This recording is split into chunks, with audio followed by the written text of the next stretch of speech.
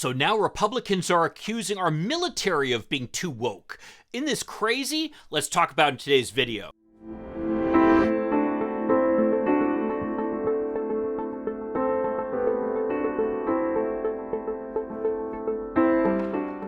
Hi, I'm Mike Greiner. I'm a lifelong Democratic activist who's concerned about the direction our country is taking. I'm also a lawyer and an academic, and I'm here to help you stand up to the BS of the MAGA crowd. So the entire Republican agenda is centered around engaging in these culture wars, where they're basically able to distract people and get them to vote against their own financial interests. People who would benefit from things like free child care, pre-K, reduced cost higher education, the dependent child tax credit. All these things would benefit people, but yet they vote against the people who support them because of the fact that somehow they want to be part of the group standing up against the woke. I mean, in America, we've got a great tradition of this dating back to the South pre-Civil War. And for that matter, post-Civil War, where somehow the elites in the South were able to convince poor white people that their cause was with the wealthy white landowners and not with the other poor people who just happen to have a different color skin from them. I mean, volumes have been written on how somehow these elites in the South were able to convince so many Southerners to go and die for a cause that they had no stake in at all. And it just shows the insidious nature of racism and sexism and homophobia. I'll tell you, I've never been able to understand these things. Two things that I just absolutely have not been able to wrap my mind around, for example, why we don't allow women priests in the Catholic Church. I mean, what about somebody having a penis makes them a better priest than someone not having a penis? I just don't understand.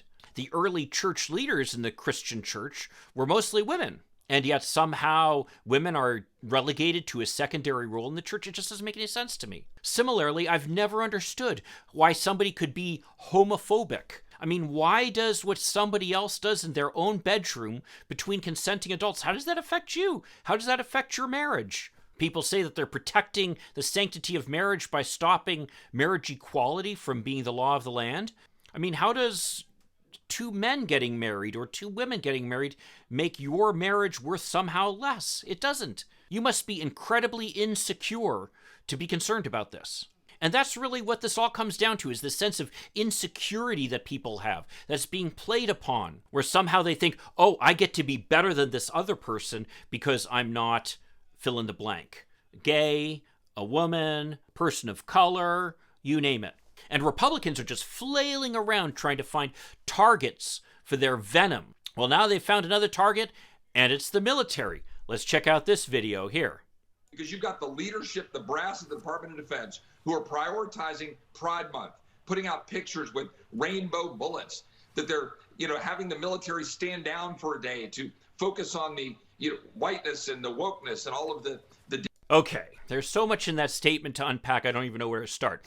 But let me start by telling a story. My PhD is in something called management strategy. And within the field of management, there's another area of study which is called organization behavior, and where my field looks at the overall strategy of firms and how they kind of position themselves against each other to gain market share. Organization behavior looks at how managers will motivate their employees to do a better job. Well, the research on this point has been pretty unequivocal, and it's that being a understanding boss, an authentic boss, as it's called, is much more effective than being the dictatorial boss that we've all come to see in the caricatures. And as it turns out, a lot of this research in the organizational behavior field that has found the ways that you motivate people and get them to do their best is being done in the military. I mean, it makes sense. One of the biggest issues that researchers will have will be getting people to participate in their studies.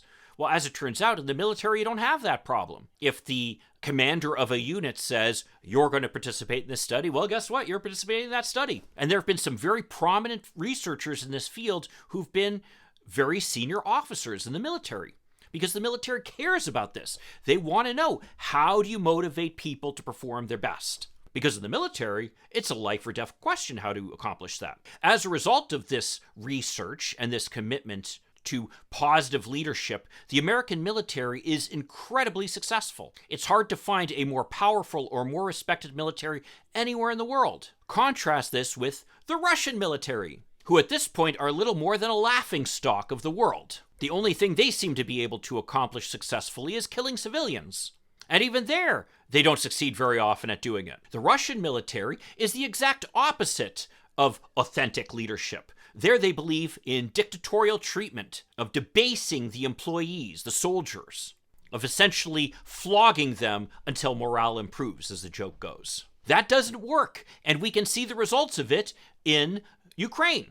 This congressman who we're seeing interviewed here is a lifelong career politician who's never done anything in his life except work in politics. He's never served in the military, and yet he's going to tell these people how they should be running the military? I think if you talk to most leaders in the military, they would not say that their job is to kill people and blow things up. They would probably talk about working as a team to defend our country and its values. No, the most this guy knows about the military is what he's seen in an Arnold Schwarzenegger movie. And it's about time to call him out on it. Let's keep watching. Danger that they say is appearing, which is actually rather minimal and small, and they're destroying the culture of our military. They're not destroying the culture of the military. The culture of the military is actually surprisingly intellectual at the upper levels. And it's infused throughout of respect for the people who participate in it, no matter what their background or their beliefs, because everybody's there for the same reason. That's the values of the military. It's not some tough guy, blow things up caricature that this guy Chip Roy read in comic books. Let's keep watching. And they actually hire positions at the top level of defense for diversity and equity, which is saying apologize for your... Oh my God. God forbid that we actually hire people at the top levels of the military considering diversity and equity as a priority. Again, this is a military that represents the entire United States, that is people of all different backgrounds, all different religions, with women now taking part in basically combat roles. It makes sense that we'd have people in the leadership who represent all of these different kinds of people. And yet he's saying we want to ignore them. Let's keep watching. Whiteness and promoting your 1619 project. That now it comes down to it. So it's about racism. Apologize for your whiteness. Nobody's asking you to apologize for your whiteness. They're just asking for you to share the wealth. Let other people participate in the privilege that you've come to enjoy based upon the simple fact that you have white skin. Why can't black people and Hispanics and gay people and women also share in the benefits that people like this mediocre loser from Texas has benefited from? I'd like to see him overcome some of the challenges that women or gay people have had to overcome to be successful in the military. But that's what this is all about, is somehow appealing to the resentment of this white minority that's getting smaller all the time, that wants to hold on to this privilege that they've got, where they can say, nah, nah, nah, we're better than you simply because of the color of our skin. God forbid they be able to share that privilege with everybody, which is what Democrats want. Let's keep watching. We need to end that. Yes. We need to refocus our military on what it's supposed to do, which is blow things up and kill people. And I introduced legislation to do that last year, and Senator Rubio has joined me this year in that effort. Congressman, thank you. So again, this is who we're taking our advice from on what the military is supposed to do. Thank you very much, but I'll take a pass on that. Well, if you want to see a video on the way that the Russians treat their soldiers, check out this video I did a little while ago over here about how the Russians have basically treated their soldiers as cannon fodder. I'll see you then. In the meantime, let's hope for continued progress. Thank you.